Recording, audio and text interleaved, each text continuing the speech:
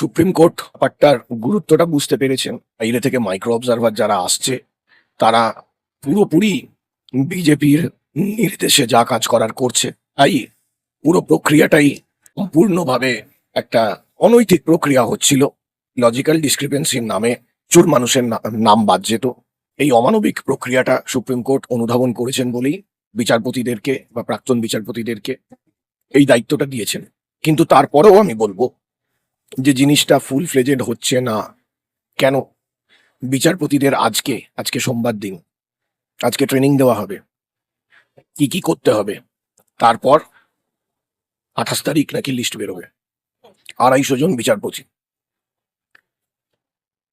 এই নির্বাচন কমিশনের বা এই বিচারপতিদের কাছ থেকে পাওয়া, বিভিন্ন সূত্র থেকে পাওয়া যে তথ্য, তাতে প্রায় 50 লক্ষ ডকুমেন্টকে তাদের স্ক্রুটিনি করতে হবে। এই 1 সপ্তাহ আমি ধরে নিলাম, তারপর আরো কিছুদিন বাড়ানো হলো, আরো 1 সপ্তাহ 10 দিন বাড়ানো হলো।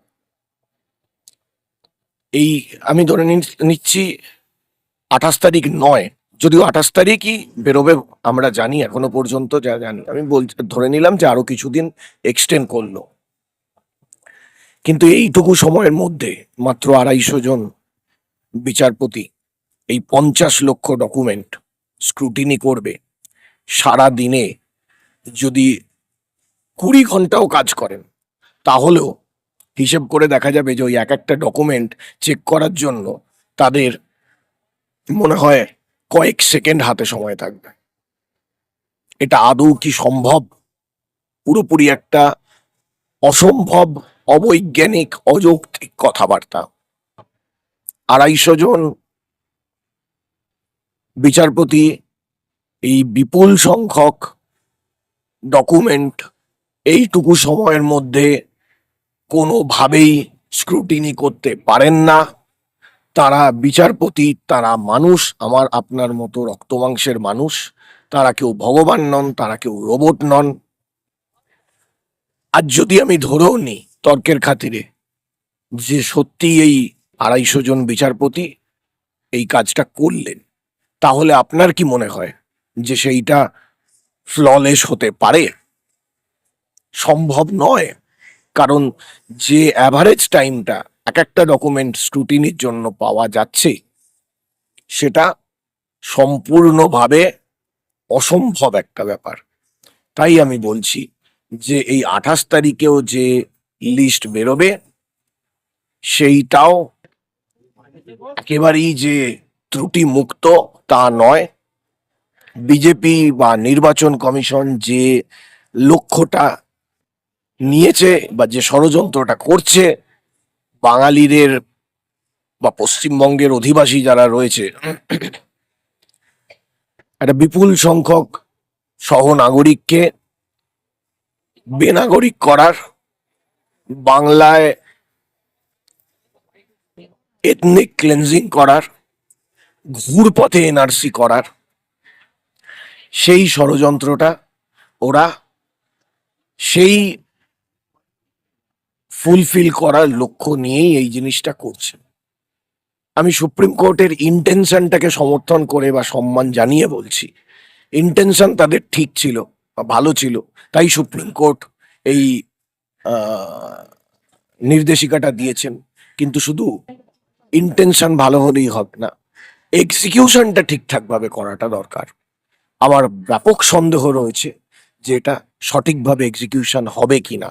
আরো সন্দেহটা বাড়িয়ে দিচ্ছে কোন জায়গায়, যে 28 তারিখ ফাইনাল ভোটার লিস্ট বেরোনোর কথা। আপনি দেখুন যে খসড়া ভোটার তালিকা বেরিয়েছিল, সেটাও রাত্রিবেলা বেরিয়েছিল। 28 তারিখেও রাত্রিবেলাই বেরোবে।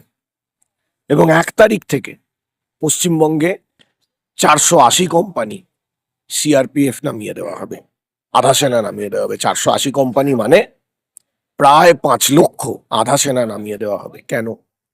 নির্বাচন তো এখনো ঘোষণা হয়নি।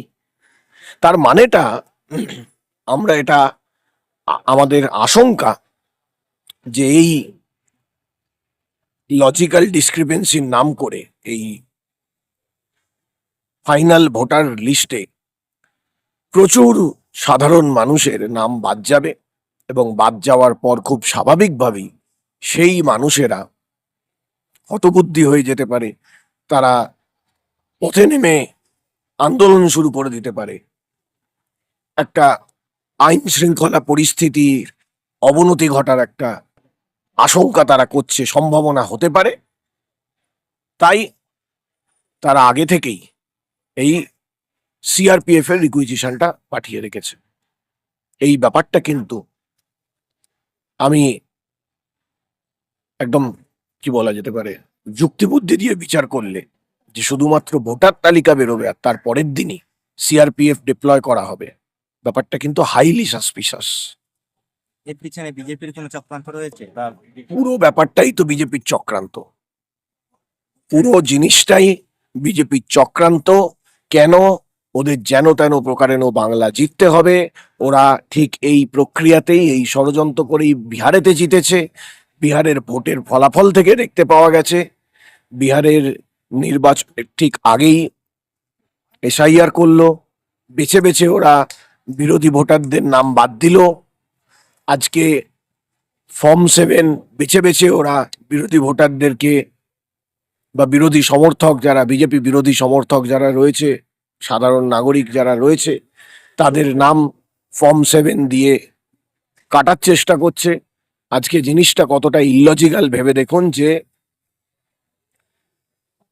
আপনি দেশের নাগরিক কিনা সেটা আমি একটা সাধারণ ফর্ম 7 ফিল আপ করে আপনার নামে অভিযোগ জানিয়ে দিচ্ছে যে আপনি দেশের নাগরিক নন, আপনার নামটা বাদ চলে যাবে। বিজেপি সেই জিনিসটাই করছে।